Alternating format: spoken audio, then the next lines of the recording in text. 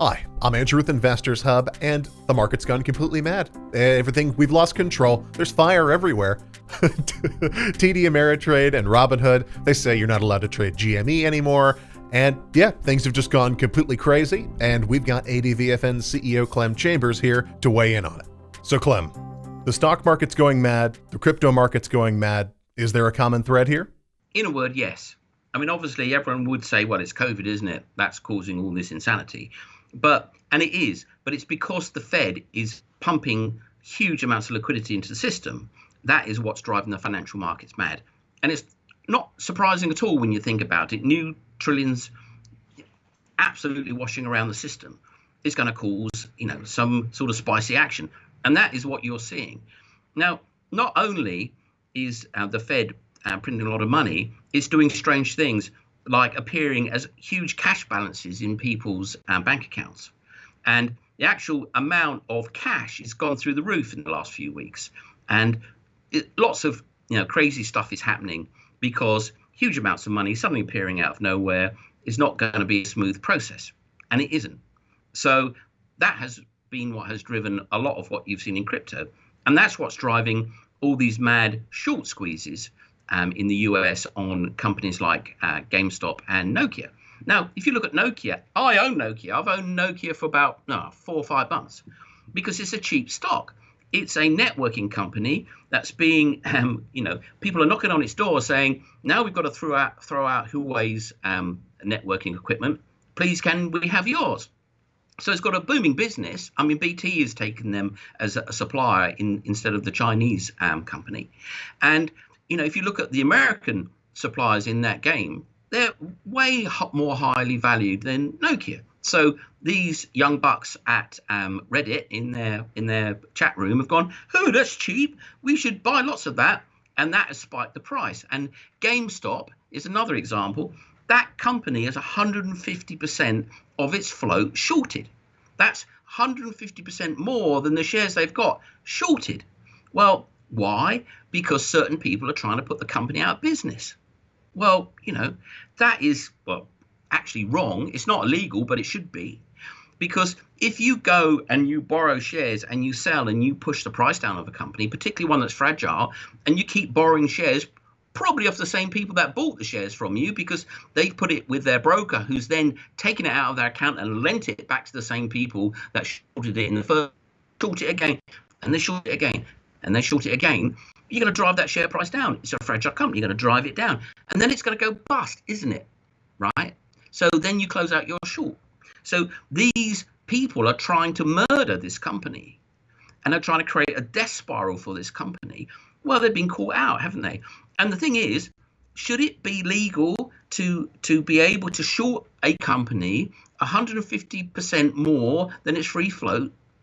Because that's like saying, well, I've got a business worth $1 billion, and you've gone and you've invented by technical reasons 1.5 billion worth of my shares and sold them to people that think they're buying my shares, but in fact are being stitched up because you're going to force my share price down. So when I want to roll my bonds, I can't because the lenders are going to say, oh, your share price collapsed. Oh, not going to lend you any money. And then I'm going to go bust. And then they're going to make all money out of all my investors and put loads of people out on the street. Well, that's the game these funds are playing. And of course, they can short the bonds too, can't they? Right?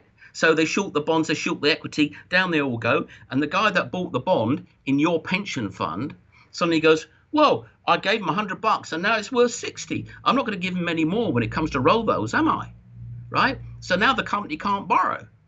It can't do an equity raise because you crushed its share price. What can it do? Well, I'll tell you what it can do. It can go bust. And that's the game these people are playing. And that should not be legal because that's an abuse that's theft. Yeah, it's racketeering. Yeah, but it's legal and it's been going on for a long time. Well, the crazy young Redditors have caught them out, haven't they? And guess what?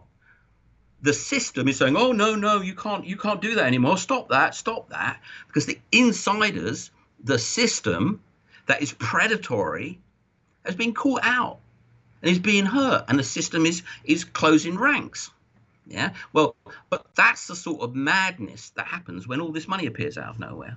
Yeah. And all this new technology turns things upside down because, without Reddit, without social media, without Robinhood and all that stuff, it wouldn't be possible because the little guy couldn't get together and go up against the big guy.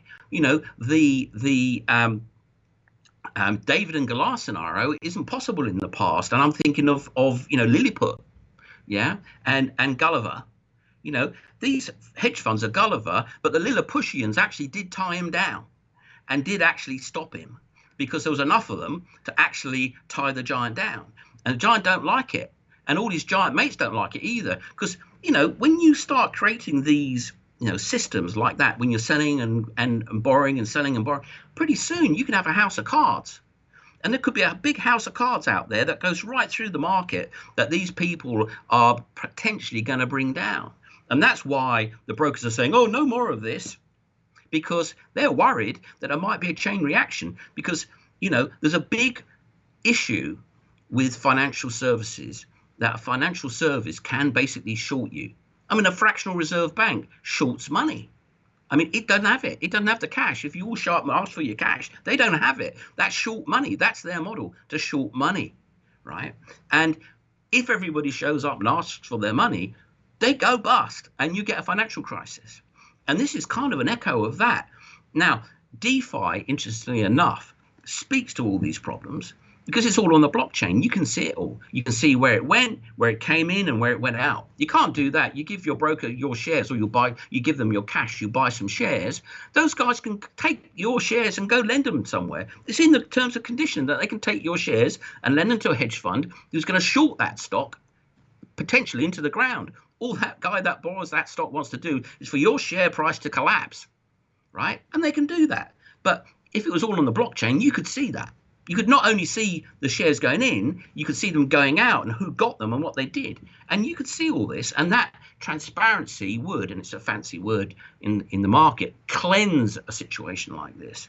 And, what they're going to try to do is they're going to try to cleanse this situation because the big boys have got themselves in such a mess, in such a tangle with 150% of the throat shorted. Well, that's not just 150% gone there. It's gone round, and to get it back out, it has to go backwards and backwards and backwards and backwards and backwards and backwards and backwards. That's a nightmare, right? For them anyway. So, this is the sort of pickle that the blockchain can avoid because while these people are doing it in the dark and getting up to all this nefarious, I'm going to put that company out of business stuff, you wouldn't get that on the blockchain because you could see them up to it and they would be caught red-handed really early on rather than so far down the line that it's bringing their businesses down. They're the ones going bust, right? But actually, it's a systemic risk.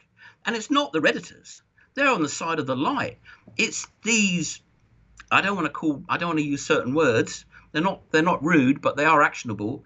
These people of very, very, very questionable ethics. How about I say it like that?